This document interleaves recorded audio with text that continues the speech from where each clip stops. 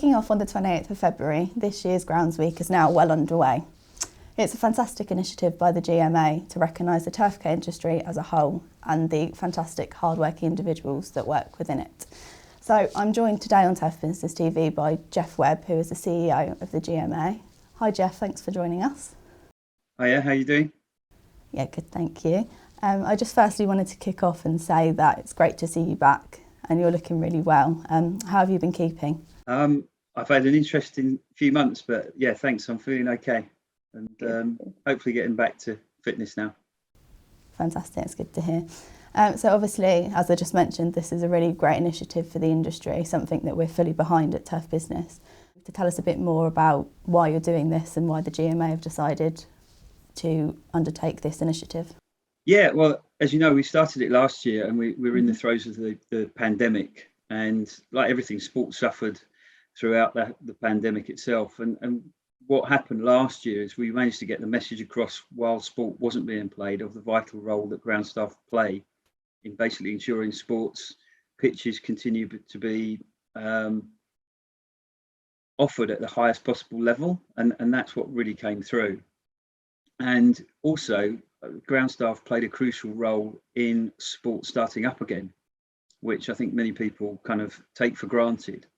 And it gave us the opportunity as well to engage not only with the industry itself, which has been fantastic, and by the way, thanks to Turf Business for sponsoring and being part of it, but it was almost like a restart for the future. And what it's done is it's embedded a lot of interest in the outdoor sector itself. And despite the challenges of COVID-19, and obviously we seem to be talking more and more about climate change and adverse weather conditions affecting just about every aspect of why would you get into this industry. Some of the recent research that we've done has shown how much being outdoors as a preference over indoors is something that's worthwhile getting into. So we feel we've got to present the sports turf sector in a more modern, dynamic way, which is why we've been doing what we've been doing in the past couple of years. And, you know, to back it up, the research says 77% of outdoor workers feel rewarded and they've got a strong sense of achievement compared to 47% of people working behind a desk. Now, we probably work a combination of behind the desk and outdoors, but I think there's a lot of people that have found that during lockdown, getting out impacts their roles and has a positive impact on their mental health. Now, we're not decrying the fact that obviously there are people out there under tremendous pressure in this industry, and we all know that we're trying to do better around mental health and supporting and having open conversations about that. But when you just look at the stats on indoor workers against outdoor workers, the stats for poor mental health were 50% compared to 18% when you look at it outdoors. So obviously a positive. And grounds managers, specifically, the feedback we're getting is 63% love their job. Now, we all have bad days at work and we all get pressures put on us and we all have frustrations. But what we also found is almost 90% are passionate about the sector.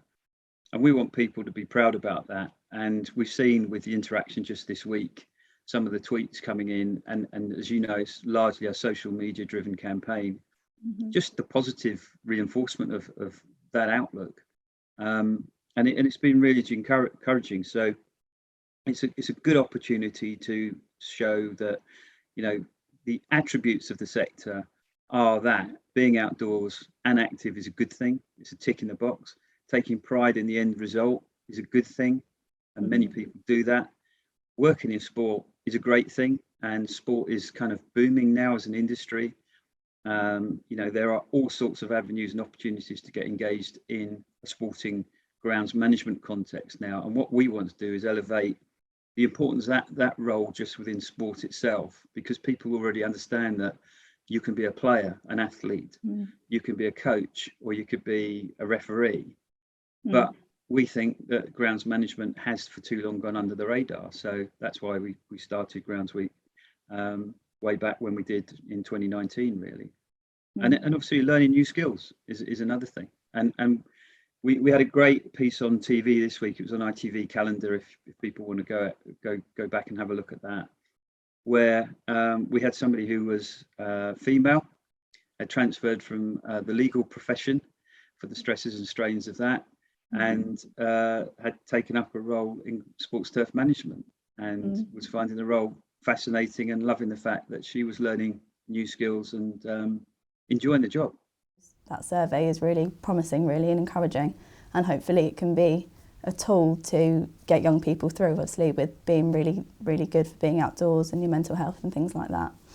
I just wanted to touch on 2021, so obviously that was the maiden year for GroundsWeek. How did you find it? Did you have lots of activity and see lots of people getting involved?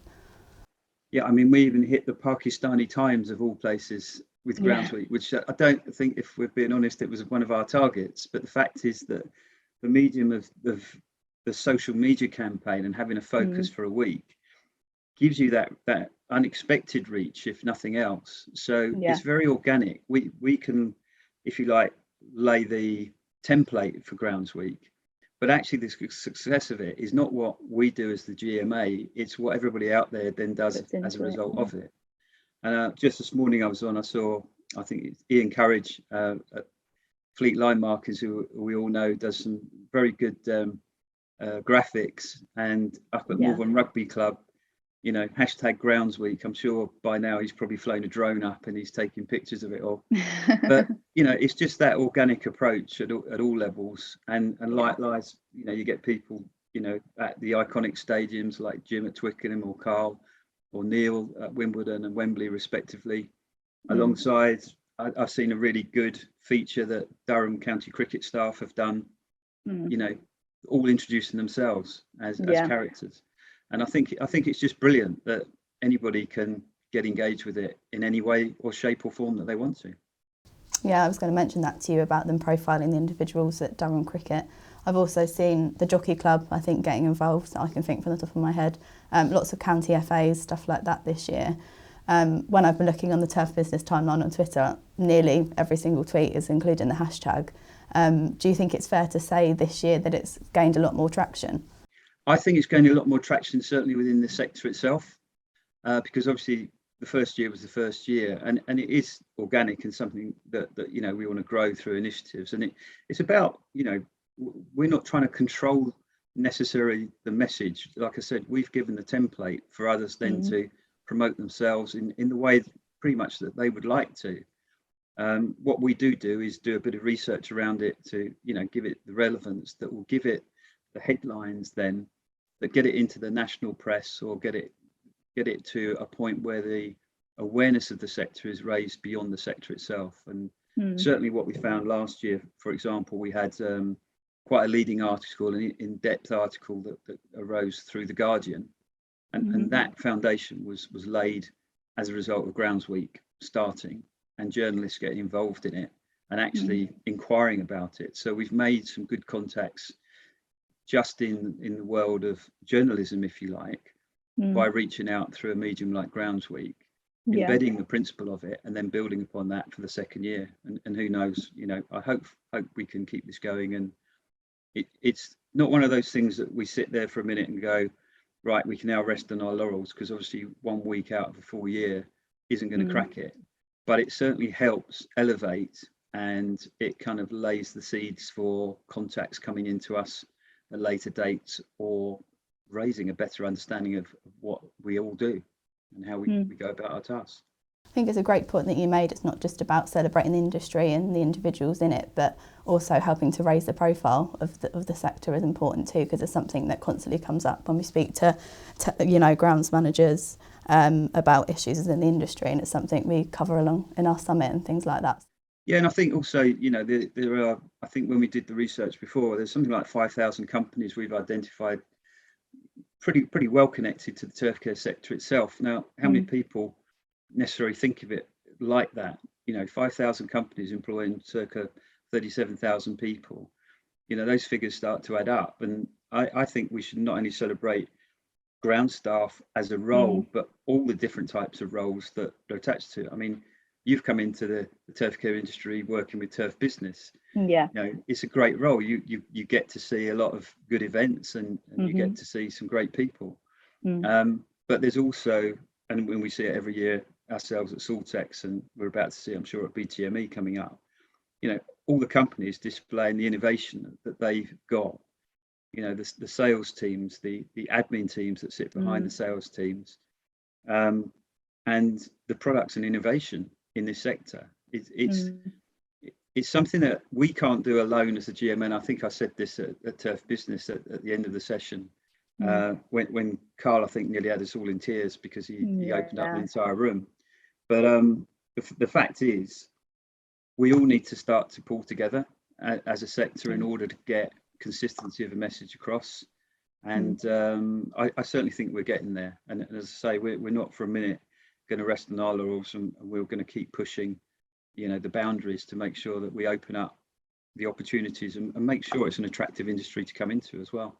This year we're still smack back in the middle of GroundsWeek, so we can't talk about statistics or anything like that or how it's going. But last year, obviously, as I mentioned, the first year for you, how did you measure its success? Did it exceed your expectations, or what was the consensus? The short answer is yes, it more than exceeded expectations. But as I say, I think what people need to understand is there's no guarantees with a PR media campaign, because it depends what is happening at that point in time. So if you go back to this point last year, sport was in lockdown. So the advantage we had was journalists didn't have any sport to actually write about. So we had a major breakthrough at that point in time by getting journalists to write about us rather than whether Lukaku is any good for playing for Chelsea or not, which is the big difference for this year in my world anyway. But and now we've got global events which obviously pervade everything, and we're coming off the back of a pandemic, and we recognise that there's been loads of challenges for lots of people out there, and certain frustrations that exist, but that's something that our board are fully aware of and fully committed to continuing to work on this industry's behalf. Whether we get the same metrics this year that we got last year, time will tell, but I still think it's very much a valid initiative. And like I say, it's a very easy one. It doesn't really take too much time to just put #GroundsWeek and show your support in a social media tweet, if nothing else. So it's one of those. Like I said, I think it will probably exceed your expectations of last year, I would have thought, from what I'm seeing, looking on Twitter specifically, obviously across the other social medias. So Geoff, speaking of that, tell us how everyone can get involved. Easiest way is literally using the hashtag. Do whatever you like using the #GroundsWeek and get people to like and share it. Certainly look out for, if you look at the GMA hashtags, you'll probably find that we've got media clips coming out now. So certainly we were on ITV calendar, I think it was 2 days ago.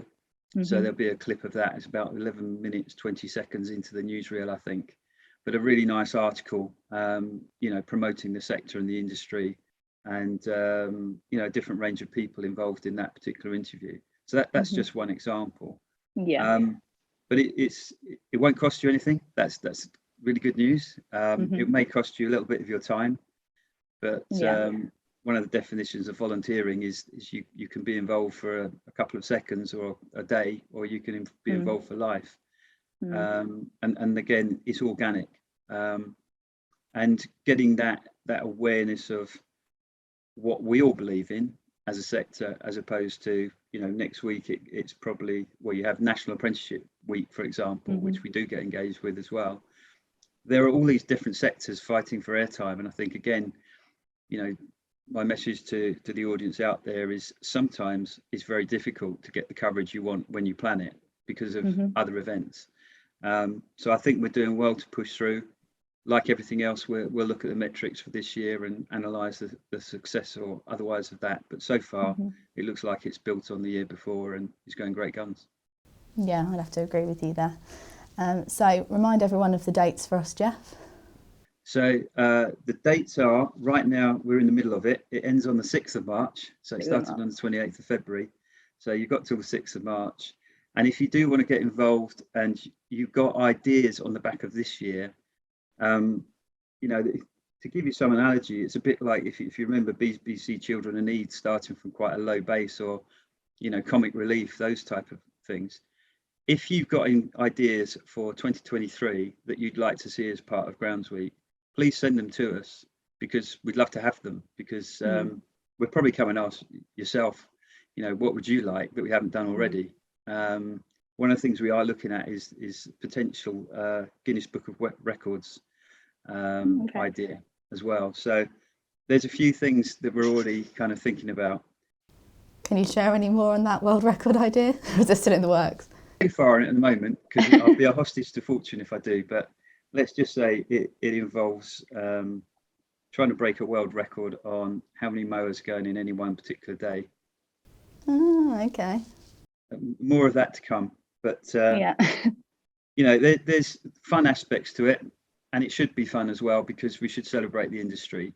But it's also about a serious message about getting that recognition for the roles, and to inspire young sports fans, if you like, and the public, and particularly the younger generation, to join the sector as a young professional. And what's interesting is, our stats, which again, these all move over the passage of time, but you're roughly looking about 19% of people are in the age bracket 20 to 39. And that needs to increase, especially when we know that we've got 18% who are 60 plus. And you've also got a low base at the moment of younger people, just through social demographics. So we're not going to be the only industry running around trying to get young people engaged in our industry. Every other sector is going to be doing it exactly the same time as us. So I think it's a question of, how do we view ourselves looking inwards and outwards? What do we see as the initiatives that, different generations? I mean, you've got generations. I'm a 60s child, so I think it act very differently to the generations that are coming after me. And the way probably our sector's engaged over time is probably quite traditional. So we might have to break a few molds in order to get that attractiveness to the younger generation. And you'll know better than me the best avenues in terms of social media these days, because they follow trends too. It used to be Facebook was the place to go, and now Facebook is rather old-fashioned in the world of social media. So it's a moving obstacle that we have to constantly be aware of and do something about, really. Like you said, with getting young people through, I think one of the biggest issues is that they just don't know this is even an industry they could work in. They don't know it's a career path. So like you said, anything that raises the profile of the industry is fantastic. Yeah, I mean, that's why working closely with the young board over the years, and with a lot of the venues that are out there, and in particular we seem to have worked a lot with football, but we're certainly not just focusing on football, but the Schools into Stadia initiative, which introduces GCSE level school pupils to the arts of grounds management through a series of one-day workshops, is a great way of showcasing the profession. It's an ideal opportunity to show them work in an outdoor environment. And I've seen firsthand the wow factor that some of these children have when they go into. I can remember standing on Leicester's pitch with the ground staff at Leicester City, and the end bit of it was walking under the lighting rigs, and I do think some of the children were out there thinking they were going to get an instant suntan, but I can recall 2 or 3 of these kids who probably weren't that confident in school going up to John and saying, could I come and work here? Could I volunteer? And I know he picked a couple up that way. And I think we've just got to do more and more of that type of initiative. We've obviously got to present at things like World Skills, which we've been to before, but we've got to be more consistent with that and get into careers advisors, and not have it promoted as a last resort profession. I think that's really important. I think that's an outdated outlook of our profession now. I mean, the impact of climate change, the importance of that issue. Even just this week, there's been an update on, the rapid deterioration of weather patterns. Our industry's got a great opportunity to be a part of the resolution of that problem. And I see personally a lot of young people who are engaged in that particular outlook and want to do something about that. So it's how we present ourselves is really important. I completely agree with you, Geoff, and all sounds like it's going in the right direction that way across the industry. We fully support it here and think it's a fantastic initiative and love seeing all the activity across social media, and long may it continue. Yeah, so I'll be on the phone and or I'll see you at the next event and we'll work out some tactics for the next one. Yeah, okay, deal. Well, great to see you, Geoff. Thanks again for coming on, and again, really great to have you back. Thanks very much. Much appreciated. I'll see you soon.